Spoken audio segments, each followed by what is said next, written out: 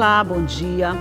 Você já sentiu dor nas costas? Ou mais especificamente uma dor na lombar, assim, aquela bem forte? Pois é, essas dores estão entre os maiores motivos de falta de trabalho no Brasil e no mundo todo é uma das causas de incapacidade até para o trabalho. E é sobre isso que nós vamos conversar no programa de hoje. Porque quem eu convidei para conversar sobre esse assunto hoje aqui comigo foi o fisioterapeuta, na verdade o osteopata, né, Márcio Magalhães.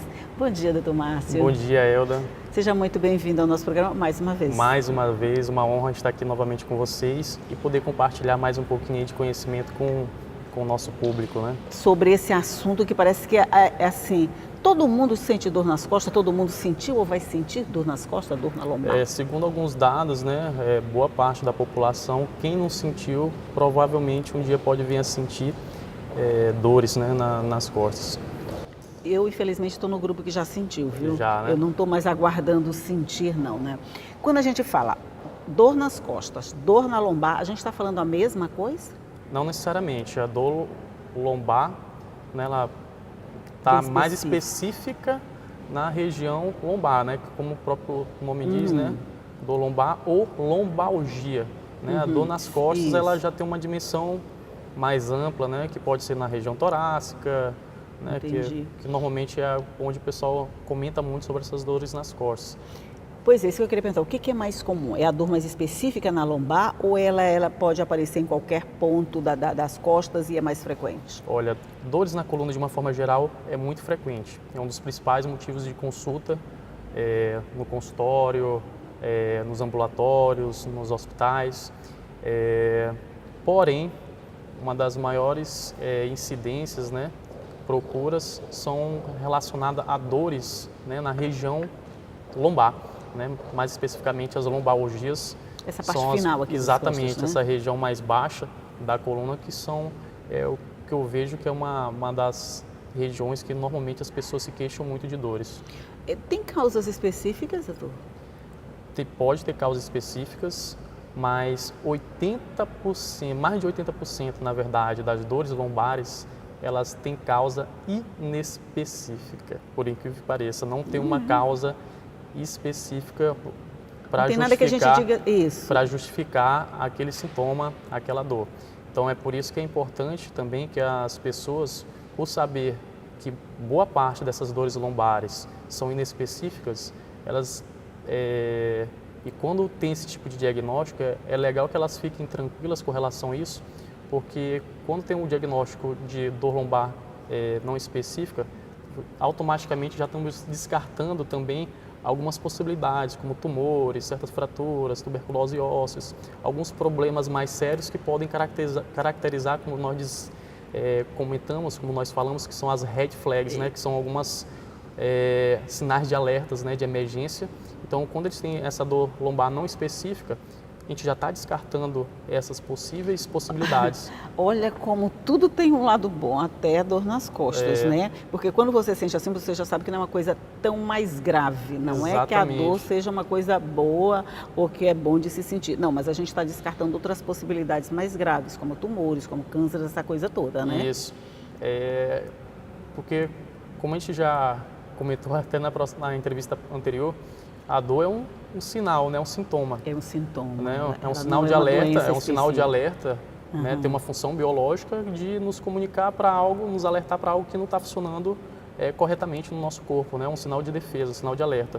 E, logicamente, não necessariamente a dor aguda, ela não é algo prejudicial, ela tem seu caráter, tem sua importância. Então, a gente não tem que estar se preocupando muito com isso. Agora, mas deixa eu só fazer aqui o papel de advogado contra. Quando a gente sente essa dor na lombar, aquela que vem assim, que incapacita a gente de mexer as pernas, por exemplo, ela é só um sintoma também ou ela em si já é o problema? O que acontece? A dor, né, ela pode ter alguns fatores, né, pode ter algumas causas, né, dentre elas causas mecânicas, né, algum problema realmente físico, né, mas pode simplesmente ser uma dor. Pode não ter necessariamente uma explicação para que venha justificar. Por exemplo, às vezes a pessoa pode ter uma discopatia, pode ter um processo degenerativo, né, uma hérnia de disco, mas não necessariamente aquela hérnia ser o fator, ser o motivo da causa daquela dor. Alguns estudos, inclusive, já mostram que nos casos de pacientes com hérnia de disco, boa parte dos pacientes são assintomáticos. Boa parte das pessoas tem, né, hérnia, mas não manifesta nenhum tipo de dor. Eu pensei que sempre hérnia de disco, quando a gente fala assim, a gente pensa já que é uma coisa bem grave e que a gente vai sentir dor a vida inteira. Pode não ser assim, né? Não é assim. Não é. É verdade, porque a gente cria como eu falei, as dores lombares, como boa parte das dores lombares são não específicas, né? Então a gente tem que descartar, digamos assim, não se preocupar com o que a gente de repente olha nas imagens das radiografias, das ressonâncias, né? Porque o que acontece? Quando a gente se depara com aqueles sinais ali, né, aqueles desgastes, assusta um pouquinho, né? Acaba gerando um certo impacto, né? Verdade, um certo medo, né? Mas boa parte daquilo ali não justifica a sua dor, simplesmente coexiste com a sua dor. Né? Não necessariamente... Não justifica, ela coexiste ali. Coexiste, né? com a dor. A dor pode ter outros fatores envolvidos, só que a gente precisa ali, né? O profissional ele precisa olhar algo para poder justificar aquele seu sintoma. E quando vem a imagem e apresenta lá algum processo degenerativo, o que ele vai apontar é aquele processo ali como para justificar a sua dor, mas nem sempre é assim. Às vezes tem outros problemas relacionados, ou não tem nenhum tipo de problema, a dor não tem um fator específico, mas simplesmente coexistir com aquele problema, com aquele achado clínico ali que foi apresentado na ressonância. Aí quando a gente junta uma coisa com outra, pronto, achei a causa da dor. Exatamente. Mais ou menos isso, né? Mas sobre isso nós vamos continuar falando no próximo bloco, porque eu vou fazer um rápido intervalinho e a gente volta já já. É só um minuto.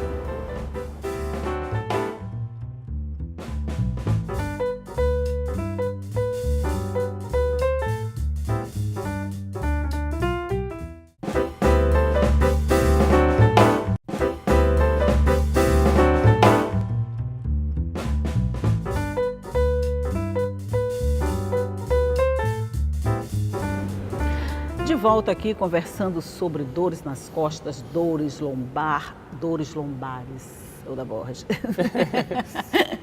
Com o doutor Márcio Magalhães. E a gente está falando muito nos sintomas, na dor mais específica, mas vamos falar do tratamento. Por exemplo, nessa época do ano, a gente tem tanto compromisso, tem tanto corre-corre, a gente se abaixa, a gente entra no carro, a gente sai. Essa questão do movimento do corpo, essa postura, ela acarreta, ela causa, o que mais ou menos é isso? Olha, hoje muitos estudos aí já descartam alguns mitos, né? Que a gente achava que eram justificativos, né? Que poderiam ser fontes, né, dessas dores lombares. E dentre elas, essa questão postural, né? Hoje já tem alguns estudos que descartam, né, essa questão educacional da postura, que não chega a ser um fator, né, que vem, digamos assim, ser uma causa da sua dor. O fato de muito determinante. Não ser muito determinante para que a dor venha se manifestar e muito menos prevenir dores lombares. Isso significa que mesmo que eu ande com a postura de modelo aqui certinha, isso não significa que eu não vou sentir uma dor. Exatamente, isso não quer dizer que isso vai livrar você de um possível quadro de dor futuramente. Não tem um caráter preventivo, segundo muitos estudos aí. Pois eu estava crente que se eu andasse direitinho não ia sentir dor. Apesar do salto alto, doutor. Isso também são alguns mitos, né? Também. Ai, que bom. Que bom. Então, eu posso usar meu salto tranquilamente? Pode. Acho que a gente tem que buscar, né, identificar e se basear naquilo que também a ciência vem a contribuir para nos ensinar. Por exemplo, as mães são muito preocupadas com os filhos, né, que carregam as mochilinhas. Isso, hoje em dia, peso. Né, o peso. Hoje em dia a ciência também já mostra que essa questão do peso da mochila não necessariamente interfere na postura, nas dores das crianças. Então são muitos mitos caindo. São muitos mitos. Por exemplo, outros mitos que o paciente com dor lombar, ele deve ficar parado, né, deve ficar em repouso, né, imóvel. Isso é outro mito também, que muito pelo contrário, achar que está fazendo bem, está fazendo mal, né, porque quanto mais ativo, quanto mais próximo da sua atividade normal, o paciente com dor lombar conseguir manter melhor para ele, para a sua recuperação. Quer dizer, esse movimento significa o quê? Que mesmo com uma possível dor, uma possível coisa, você pode manter sua rotina normal? Exatamente. O ideal é que o paciente com dor lombar sempre busque estar mantendo o mais natural possível, o mais perto possível da perto sua rotina. possível da sua rotina, exatamente. Pois é, porque aí eu também pensava assim, por exemplo, você está com dor, você tem que mexer com todo cuidado, você não pode puxar a perna muito assim, você não pode se mexer muito assim. Mas eu já fiz uma parte do meu tratamento com o senhor e vi que os movimentos, por exemplo, na osteopatia, eles são muito, vamos dizer, intensos. Uhum. E a gente nunca imagina que uma dor na lombar, uma dor nas costas, possa conviver com movimentos intensos. Como é que faz essa fusão de tratamento assim com uma doença que a gente imaginava que era complicada? É bem interessante que a dor não, como ela não tem a dor lombar, como ela não tem uma causa, boa parte não tem uma causa específica, né?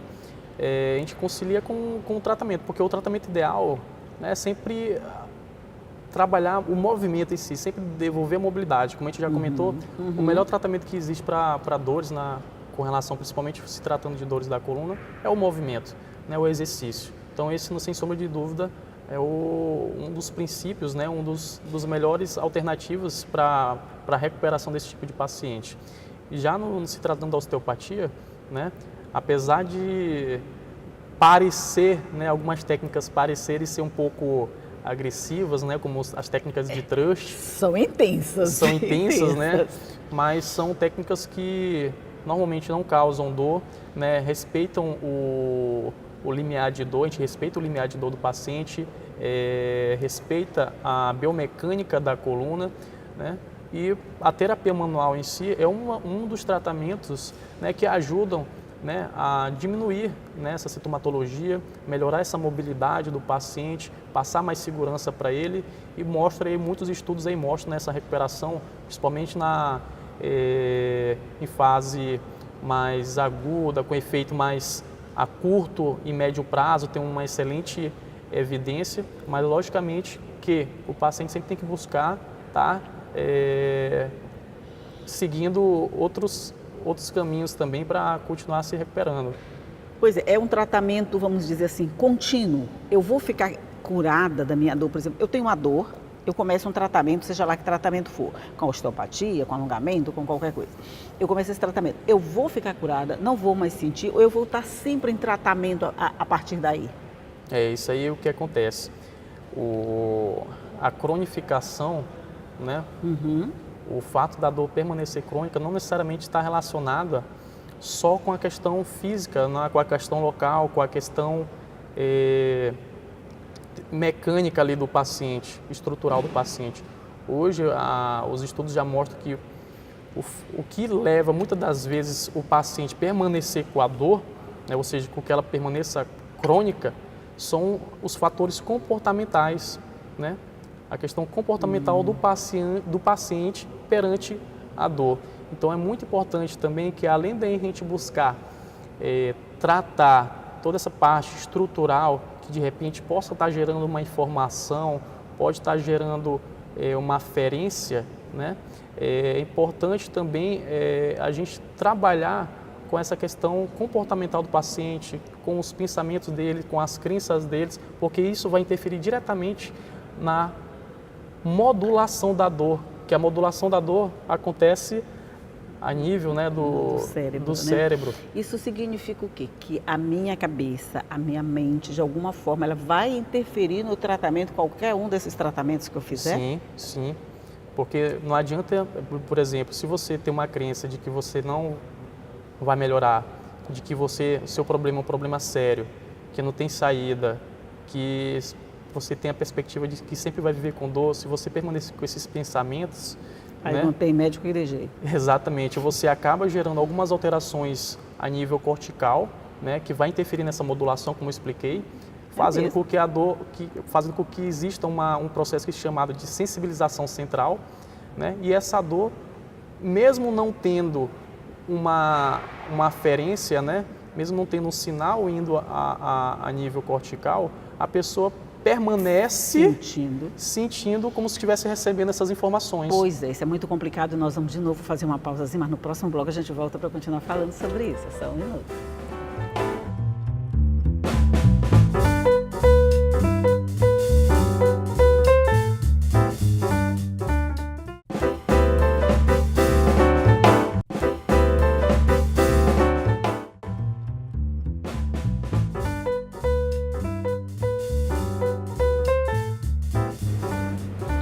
De volta já para o nosso último bloco de conversa aqui com o Dr. Márcio Magalhães sobre dores, tratamentos e agora essa novidade, vamos dizer assim. Uma dor dessa, ela pode ser imaginária? Não é que Quer dizer, pode ser criada só pela nossa cabeça, a gente passar a sentir os sintomas? Ela é uma dor real, né? Essa dor é uma dor real, porém, o que acontece? Existe uma alteração, né? Realmente real a nível cortical. E mostra em muitos estudos que mostram que existe, né, uma alteração tanto funcional como de composição mesmo de massa cinzenta a nível cortical devido a essa informação, devido à dor crônica, né? E isso interfere muito como eu já falei, na modulação da dor, que a modulação funciona o seguinte: nem toda dor, nem toda informação de dor que vai chegar a nível do córtex, né, teria que se manifestar, né? Ela pode ser inibida ou pode ser facilitada. E isso é um processo de modulação. Por exemplo, um cachorro que, por exemplo, você furou o pé, fazendo uma caminhada na praia. Então, você vai cuidar daquele pé, vai procurar uma ajuda, mas se de repente você fura o pé da mesma forma e vê um cachorro correndo atrás de você, aquela dor naquele momento, ela é interrompida, para que permita você correr, fugir, entendeu? Então o seu cérebro tem essa capacidade de inibir, entendeu? E no caso da dor crônica, quando existe essa questão dessa alteração comportamental do paciente, né? Quando existe essa alteração comportamental, ele deixa de ter essa modulação, deixa de ter essa capacidade de controlar, né? Essa via de dor, né? Entendi. De alguma forma, quando a gente fala em limiar de dor, a gente está falando também desse controle que a gente tem sobre isso? Exatamente. As pessoas que têm a questão de dor crônica, eles têm um limiar de dor bem baixo. baixo. Qualquer faísquinha, né, parece que tudo se torna dor. Mesmo às vezes quando vai fazer uma atividade que teoricamente não era para gerar dor alguma, mas é porque a nível do córtex dele, ele já sensibilizou aquela área, já está tão sensível que qualquer faísquinha faz o fogo pegar. Faz o fogo pegar, exatamente. Causa incêndio. Gera uma fogueira, vamos dizer. Gera uma fogueira, assim. Exatamente. É verdade. Esse limiar da dor, eu tenho isso assim. Tipo, parece que a dor da pessoa dói demais, né? Exatamente. Parece que a dor de fulano dói mais do que a dos outros, né? Aí por isso que dentre os tratamentos, embora a gente tenha essa prática da terapia manual, com exercícios, é importante também a gente trabalhar com o paciente dentro da educação em dor. Educar o paciente quanto à dor, né? Explicar para ele como é que funciona esse processo, né? Para que ele entenda e contribua também conosco, né? Nos ajudando nessa recuperação dele mesmo. Porque ele entendendo o que acontece com ele, né? Se passando toda essa neurofisiologia, todo esse processo, ele passa a entender essa questão comportamental dele, ele chega numa reflexão e que a gente ajuda ele a estar mudando certos padrões de pensamento e com isso a sua recuperação acaba sendo um pouco mais eficiente. Mas não é um processo fácil, não é um processo fácil. Porque implica em mudança de comportamento, vamos dizer assim. Quer dizer, isso dá mais trabalho do que fazer os movimentos normais, mecânicos. Isso vale ressaltar que não cabe exatamente a nós, fisioterapeuta. Isso aí entra também com outros profissionais, como por exemplo o psicólogo. Né? É um trabalho conjunto. É um trabalho conjunto. Dor crônica é um trabalho conjunto que exige o trabalho do fisioterapeuta, do psicólogo, inclusive do nutricionista também, porque vários estudos aí mostram também que essa alteração, por exemplo, de microbiota, uma alteração, por exemplo, intestinal, de todo da flora intestinal, repercute também, né, nessa questão, nesse eixo intestino-cérebro, repercutindo, gerando algumas alterações comportamentais, inclusive depressão. E isso é um dos fatores que também podem contribuir para a dor crônica. Mas tirando a dor, exagerada, vamos dizer assim, do controle da mente. A dor real, a dor tratável, ela tem um tratamento mesmo. Sim. E que pode, de alguma forma, gerar um bem-estar, uma qualidade de vida Sim, melhor, claro. com toda certeza, né? Claro. E a osteopatia é uma dessas alternativas, né? Uma dessas especialidades da fisioterapia que vem para contribuir, né? Como você já sabe, né? Você usufrui desse benefício, verdade, né? Como o paciente. benefício é grande mesmo. E a gente consegue gerar ali uma melhora daqueles sintomas, melhora da função, melhora da mobilidade, né? Logicamente, compartilhando também com outros tratamentos, como por exemplo, a gente gosta de encaminhar muito para educadores físicos, encaminhar para outros fisioterapeutas que trabalham com pilates.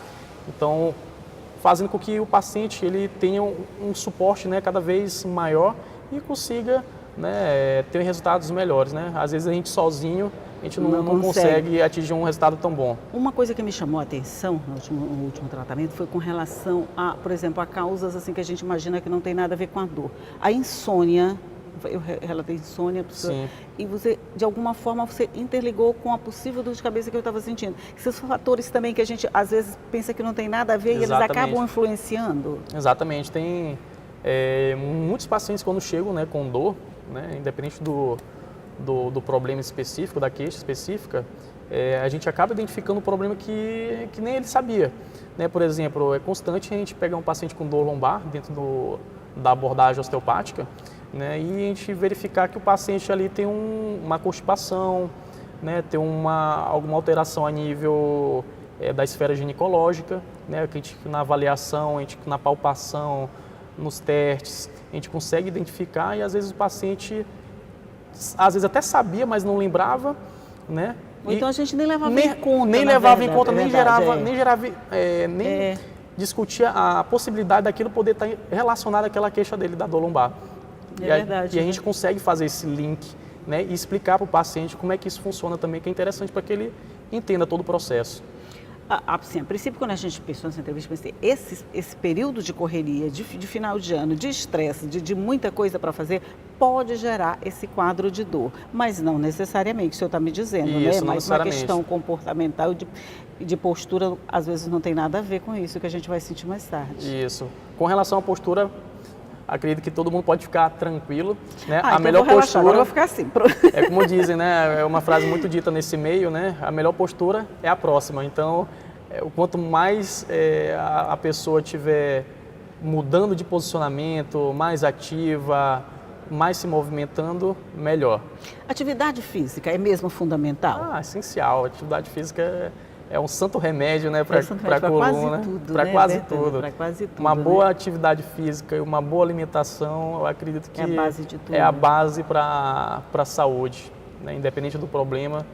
Pois é, a gente pensa assim, por exemplo, quem está com depressão, uma boa caminhada pode ajudar. Quem está com uma dor, não sei o que tem uma boa caminhada pode ajudar.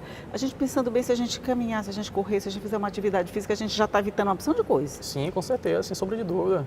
A pessoa ali melhora o bom humor, né? Melhora a autoestima, melhora toda essa questão hormonal, melhora a mobilidade visceral, intestinal, melhora as articulações, melhora inclusive a caminhada. Já tem artigos aí de boas evidências que mostram que a caminhada é excelente para quem tem problema de hernia de disco, faz bem para o disco. Coisa que era um mito que a gente achava. Exatamente, quem quer imaginar isso? Que antigamente, fica quietinho parado. Exatamente, o paciente quando tinha uma hernia de disco, ele tinha que ficar, era descartado praticamente de muitas imóvel, atividades. Né? Imóvel. Hoje em dia já tem estudo aí, inclusive da Nature, né, que é uma revista aí da parte científica da saúde, que já mostrou que a caminhada, né, o exercício, faz muito bem para o disco. Quer dizer que eu posso continuar minha corrida sem nenhum problema, né? Tranquilo, minha amiga. Então tá, vou continuar correndo. Vou continuar correndo. Mas, doutor Márcio Magalhães, muito obrigado pela sua participação no nosso programa mais uma vez. Uma honra estar aqui. Bom ano novo para você, que o ano venha com menos dores, quer dizer, com mais paciência, mas com menos dores, com menos sofrimento para todo mundo, né? E que seja um ano bem produtivo para todos nós. Para todos nós. E eu desejo a todos aí um excelente final de ano, né? Não se preocupem com vossas posturas, né? Dor, mais um recadinho, dor é algo normal, fiquem tranquilos. E caso precisem, sintam um quadro de dor lombar, procure, né, um profissional de saúde, procure um fisioterapeuta, que muitos estudos, né, já mostram que aqueles que procuram o fisioterapeuta até 30 dias, né, após iniciar esses sintomas, ele tem uma recuperação muito melhor, evita procedimentos invasivos como cirurgias e tem tudo para se dar bem na sua recuperação. Então, a dica está dada. Sentiu alguma coisa, procure um especialista. Não fique tentando descobrir ou fazer o diagnóstico e fazer o tratamento sozinho, porque normalmente não dá certo. Alguém estudou para fazer isso. Ou se entupir de medicamento também, que não é interessante. Então, automedicação. A gente começa com autodiagnóstico, né? A gente mesmo faz o diagnóstico, a gente mesmo recomenda o tratamento, a gente mesmo faz a medicação.